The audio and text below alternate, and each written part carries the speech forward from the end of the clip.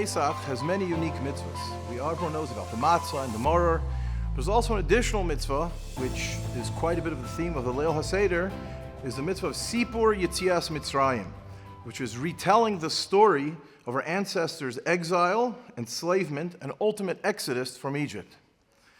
The pasuk tells us that describes this as Ki yisholcha bincha machar lemor. When your son asks you, and says V'higad to levincha, then you will tell him. V'higad to levincha, of course, the root of the word V'higadita is the meaning of the word Haggadah, of telling over, which tells us that the Haggadah is supposed to be in a question and answer format.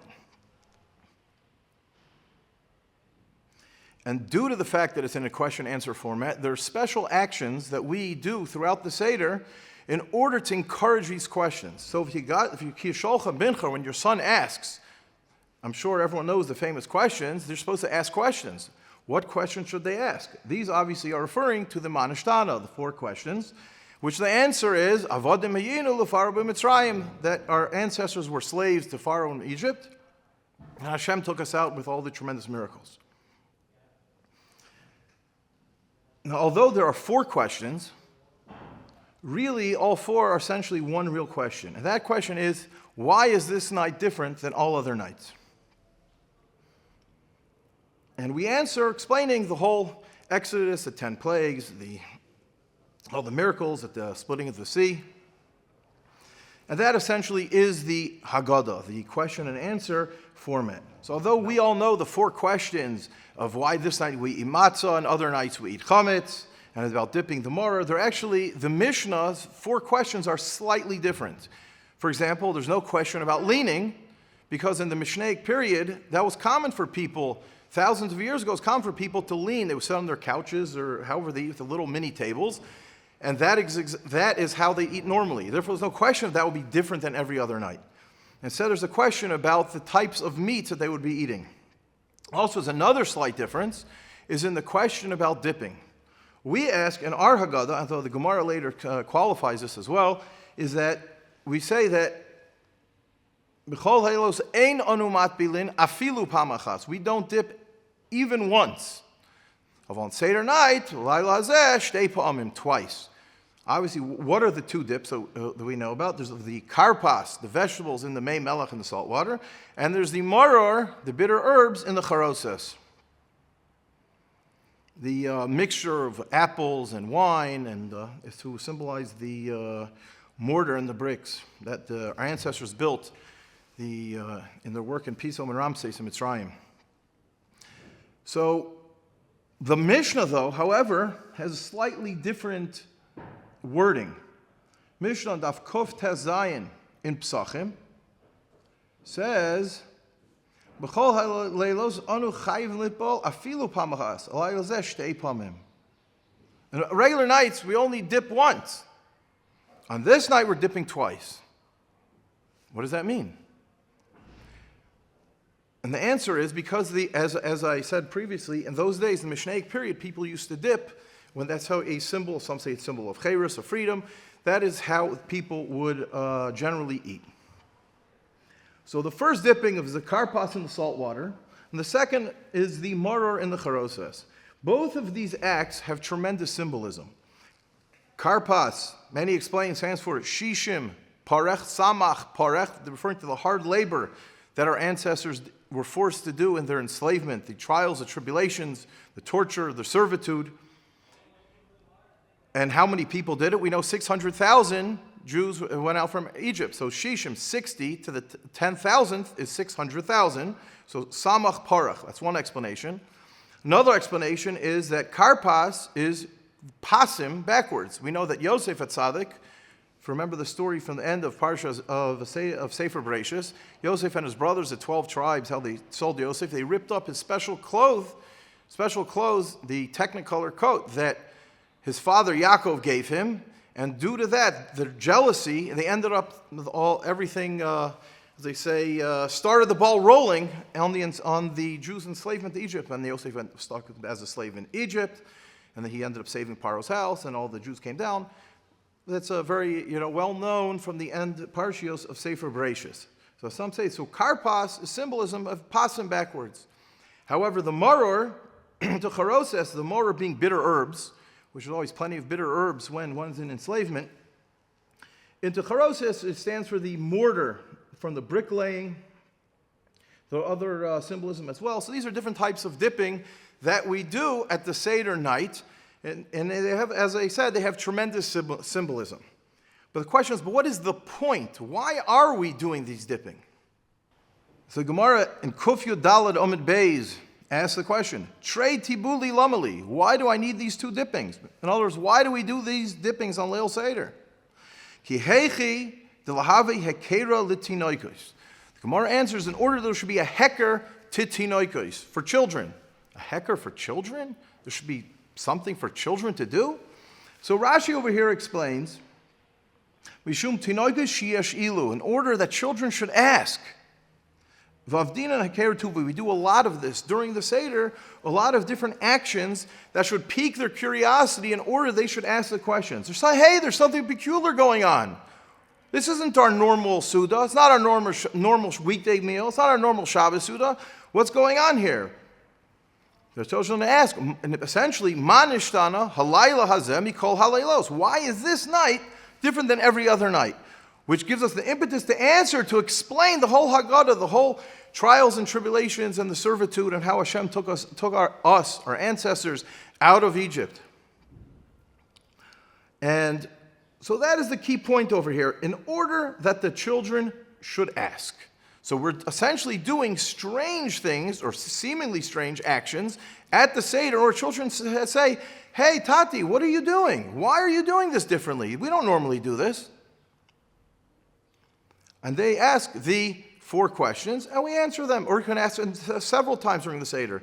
Other actions the Gemara mentions is moving the table, and picking up the Seder plate, which is what we would do, covering, uncovering the matzah. There's different actions that are built into the Seder in order that children should be able to say, hey, there's something going on, and ask the questions. And that we will fulfill the mitzvah of Sibur Yitzias Mitzrayim as per the format that is taught to us in the pasuk, Ki yisholcha bincha, when your children ask, then you should be able to tell them over the Haggadah.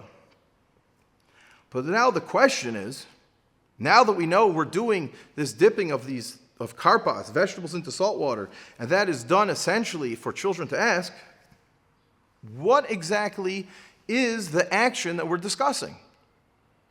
Which aspect of karpas, Urchatz, Karpas, are we doing that would encourage the children to ask? What specific part about the dipping of these vegetables is going to get the children to ask, hey, what's different? What's going on over here? Why is this different than an ordinary night? So you might think that it is the act itself of just, hey, dipping vegetables. But then again, we said in the Mishnaic period, people did do different types of dipping. But there are some early authorities, some of the Rishonim, including the Bartanura and the Tur, they say the issue is not the actual dipping itself that's going to get children to ask. It's rather the timing of the dipping. That by dipping the vegetables in the beginning of a Suda, that is hey, we don't normally dip at this point. You didn't even start the meal yet, really, and here we are dipping vegetables into something. Why are we doing that? So that sounds a bit interesting. Why would they assume that that is what's different? Wouldn't you assume the actual dipping of vegetables itself? As we noted earlier, in the Mishnaic period, we saw from the Mishnah, people did used to do some sort of dipping, but the Gemara essentially corrects that, or a little bit further on, closer to our time. It says, no, we should change the nusach, change the wording from the Mishnah to us to say, which we have in our contemporary Haggadahs, is afilu pamachas. So you see, between the time of the Mishnah and the Gemara, it no longer became common for people to dip. So essentially, though, let's go back to the Tur and the Bartanur, and they say it's the timing. So if it's the timing, does that mean it's normal dip vegetables? Well, yes, it would be. But if it's normal dip vegetables, why wouldn't we say, why are we washing our hands? Remember, before Karpas is Urchatz. Urchatz Karpas. We wash our hands in order to eat vegetables. Why are we washing our hands to eat vegetables? Doesn't that sound pretty strange to me? The truth is that it shouldn't. And according to many authorities, that is not strange at all. And really, we should be washing our hands, perhaps not just in the Seder itself. In fact, but first we need to jump to a different Gemara nearby over here. The bottom of Kuf Tes Vav, Amud Aleph and Psachim. The Gemara says, Rabbi Elazar, Rabbi Oshia, Kol shetibulo b'mashke, anything that you dip in a liquid, tzarich netilas yodayim. You need to wash your hands first. Oh, so that's a teaching from the Gemara to halacha. Question is, if that is the halacha and the Gemara says it, why don't people generally do that nowadays? So that's a very interesting question, and it turns out that this is a machlokas in the Rishonim. Rashi and his grandson, the Rashbam, understand this to be, the point of this washing for dipping vegetables, to be, he says, even a yerek bekutach, any random vegetable in a sort of cheese dip, or b'chometz, even vinegar, v'chol posel as a truma, time, the reason is because of nikiyim. Rashi over here says, tzarech netilas yadayim, shuma mashkin yadayim, shnuyos, v'chol posel b'truma shuma tami mashkin. The Marsha over here explains the kavanah of Rashi and the Rashbam to be saying that it is similar to washing for bread. Just like we wash our hands before eating bread for nikius, for extra cleanliness and how we're supposed to be eating our bread. So too, when you're eating vegetables that are being dipped in a liquid, you need to wash your hands beforehand. However, Tosfos argues, and they say, no, that this really is a din, this halacha is dependent on keeping tuma and tahara, that it's like pasul the truma. The same way back in the days of the Beis HaMikdash, they had tumas and taharas, things that make someone tameh, someone tahor. So the reason why you wash your hands is for tuma and tahara. So according to the Tosfos, it would not apply to ours nowadays, to us nowadays. So we have a machlokes whether this Gemara still applies. So how do we rule? It turns out that the vast majority of poskim still hold that really we should be doing that. That would mean if you would take a vegetable and you would go ahead and you would dip it into a liquid, even nowadays you should wash beforehand. However, there are great authorities, including the Meirami Rottenberg, as well as later poskim like the Magen Avraham, who say that no, they side with Tosfos' understanding, say it is no longer applicable to us. Based on this machlokes, technically speaking, we would have to make a bracha on netilas yadayim, just like we do by washing for hamoitzi, when we would dip vegetables into a liquid, or any other food item into a liquid.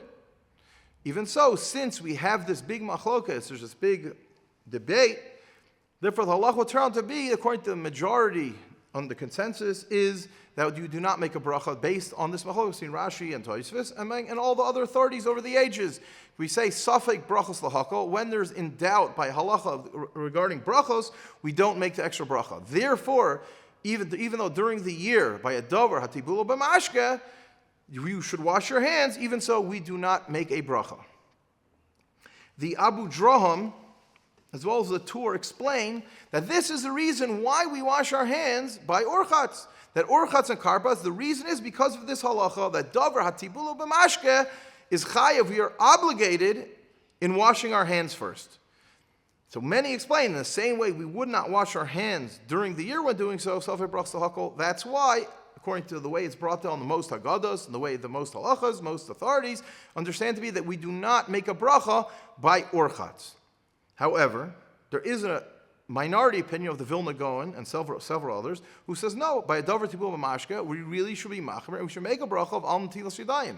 And in fact, in the famous 1526 illuminated Prague Haggadah, it is brought down by Urchatz to wash your hands with a bracha. And as it goes down quite far away, we see quite a far way back, we see that even in the Rishonim there was this debate, and there are those, even nowadays, for those who follow the Vilna Gaon, for example, they would hold you should make the bracha, you should wash your urchatz for karpas, including making a bracha of al netilas yadayim. However, as I mentioned previously, that is not the basic halacha, and most poskim hold you do not make a bracha, and it's the same as during the year, and we will not make the bracha.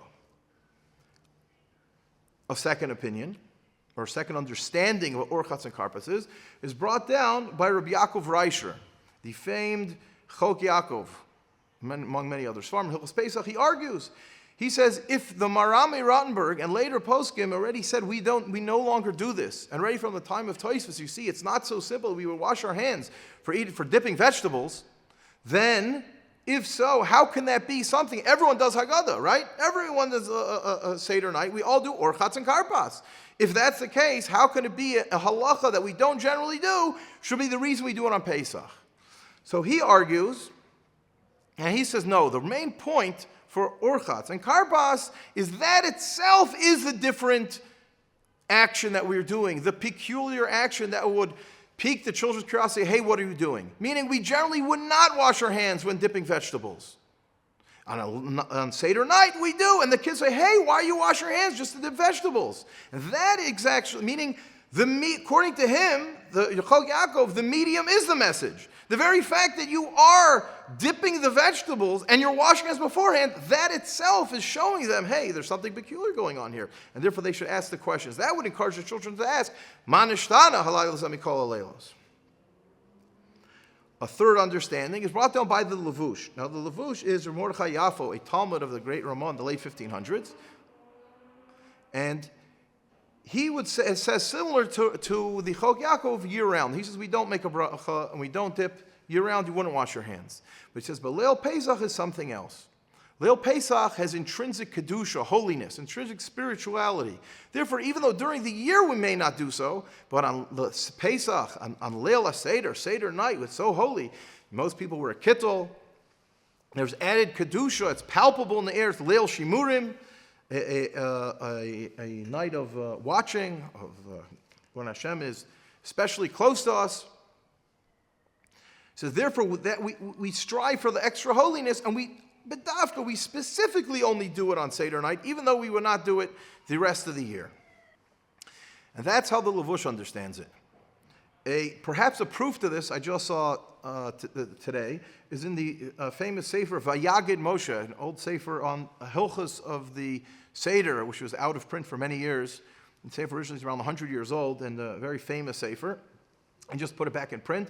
And he brings a proof to the opinion of the Levush. From the words, we say Kadesh, Urchatz. What's the Vav? Is a connection to Kadesh, Urchatz. Meaning, since we are extra Kedusha, extra holiness on Seder night, Urchatz, therefore we wash specifically tonight. So this is an interesting approach, but not everyone agrees with it. So we have different understandings of the why of why we do Karpas, Urchatz, and Karpas. And there could be practical differences between them. Let's get to the what. How is Urchatz performed? There's actually two main minhagim. There's the main minhag most of Klal Yisrael does, which every person around the table washes their hands before they dip the vegetables. There's also a secondary minhag, which only the balabayas, the father, the head of the household who's running the Seder, washes his hands, whereas everyone else does not. This is mainly found in families of Germanic origin, as well as certain Chassidus are known to that only the head of the household washes. And there does not seem to be any clear-cut consensus. Both are sourced, both are brought down Haggadahs. However, Tzvi Pesach Frank, the famed Rav of Yerushalayim around 50 years ago, he opines that perhaps this divergence of these two minhagim and how to perform Urchatz and Karpas is based on their understanding of what the reason for Karpas is. Meaning, if we hold the reason for washing our hands is because dipping Karpas is considered the Gemara's Dover Hatibulo B'mashka, and therefore requires hand washing, then, technically speaking, everyone should be washing their hands. If, however, only the head of the household washes, maybe, he says, that is because they follow the other reason of the Chok Yaakov, that the hand washing itself is the heker, is the peculiar action that encourages children to ask. At that point, the children would say, hey, what's going on? So therefore, even if only the head of the household is doing it, if something is different here, they're saying something is different, what is it? So that would be sufficient for that. That is one practical difference which may come about between the different understandings of the reasons for performing Urchatz and Karpas. There could also be another practical difference in minhag based on this of the divergences of understanding. For example, Ramosha Sternbach, among others, maintains that perhaps people should dip the vegetable in the salt water with their own bare hands. Why? Because according to those who would say the reason, if the reason for Karpas is Dover Hatibula B'mashka, like the Gemara says, if that's the reason based on this, then the person should obligate himself in doing it, since he's washing his hands anyway, to make sure he's doing it properly. If he's dipping it with a fork, he may not technically be obligated to wash his hands, although some say yes, some say no. That's debatable. However, according to the other understanding, like the Chok Yaakov and others, where it's only on Pesach that we're doing it, because this is the odd man out, the action that's causing the children to ask, then there would be no need for dip with your hands. You dip with a fork is sufficient enough, because the very fact you're washing your hands is the action that's different. So we see different understandings of different minhagim may be based on the very first divergence of understanding what the purpose of Urchatz and Karpas was, what the reason behind it is. So therefore, by understanding the reasons, we can come to a better understanding of different minhagim. Another interesting question is, which vegetable do we use? Now the Mishnah says, if we're stuck, you can even use the chazeres. Later the Gemara says the chasa, which meaning if you only have one vegetable and you have to do two dippings, use it, and you have to use this for maror as well, the bitter herb, you technically even use that for karpas earlier. You still make question of what bracha to make. First, the one you make the hadama, later one you make the maror, because Rabbi Yosef the first bracha. But it'll be interesting. But preferably, which vegetable should one use? So we find in the words of the poskim, the Gemara, the Mishnah, the Gemara, the Rishonim don't really say. They say a min yerek. Use a type of a vegetable. We find more contemporarily, Rav David Feinstein, I believe, in his Kol Dodi Agada says it's preferable should be green. Many use celery, others use petrozelia. Other poskim, if you look through the works of the Achronim, some say a radish, some say an onion. And many use a potato. Now it turns out just this little potato is pretty complicated in its own right. Because although many use the potato, there are those who say a potato may not actually be a proper vegetable. Before everyone's going to say, what, a potato is not a vegetable? Actually, it's very interesting. I actually detailed this in my recent book, Food, a Halachic Analysis, in the chapter called The Halachic Adventures of the Potato.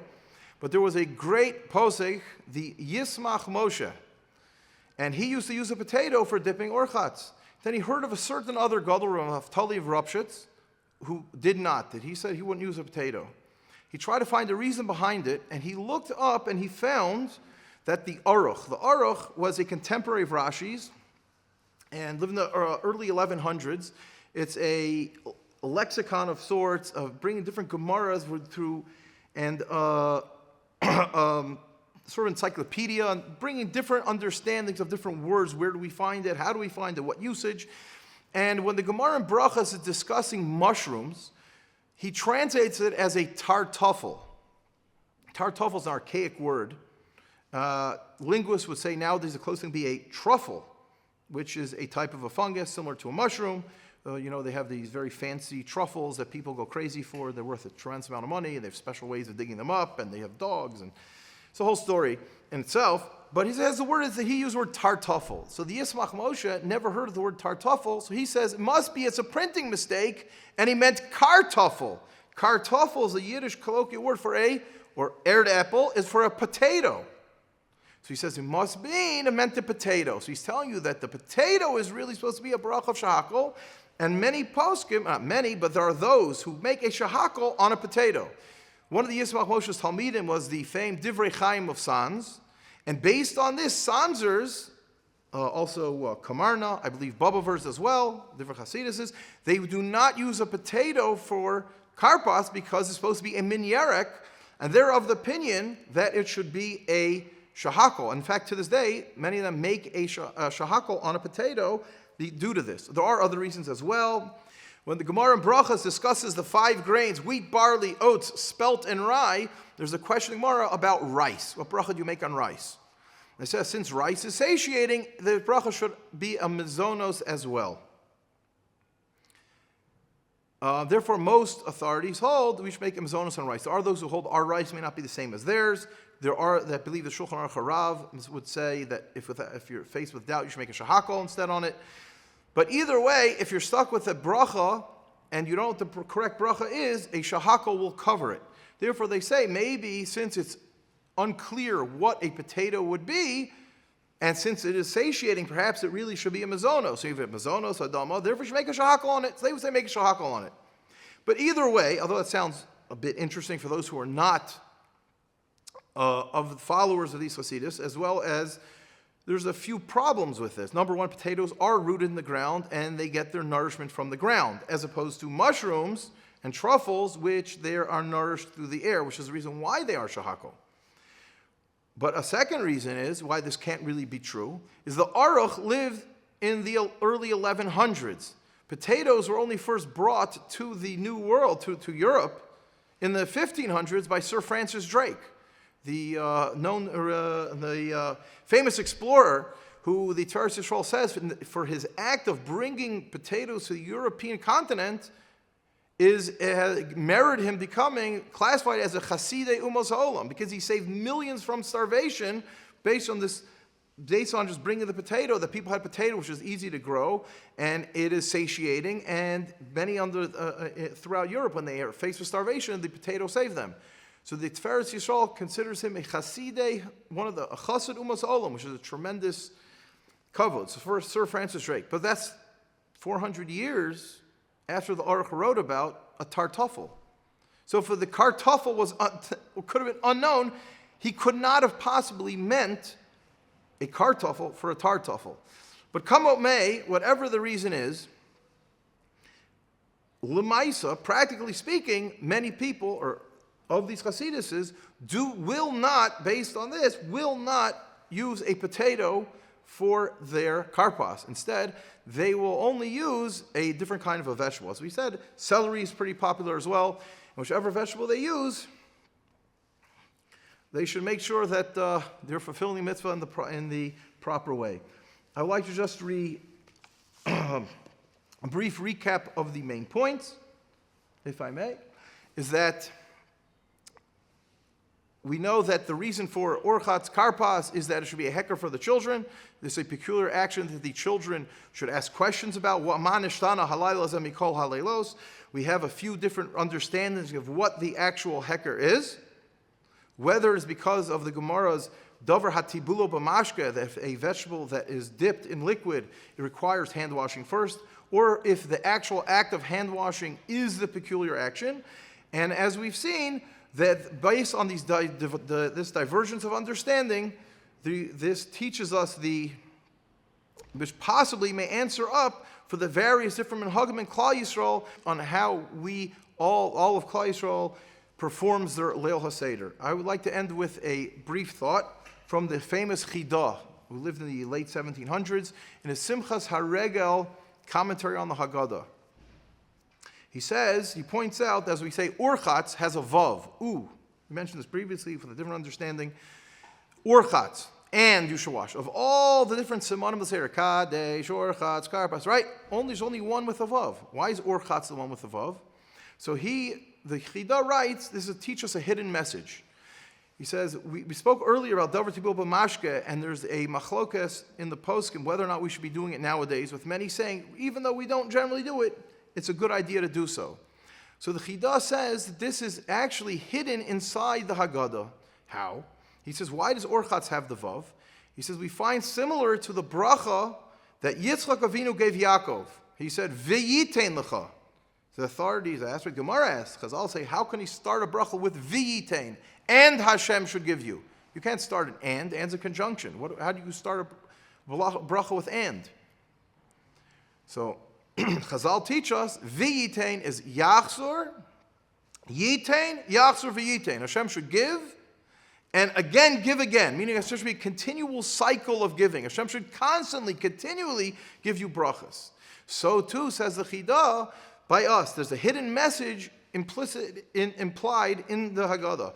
Urchatz, don't just say, well, it's only one time a year. We said there's a machlokas. Do you need to do it only at the Seder or year round? He says, don't only do it at the Seder.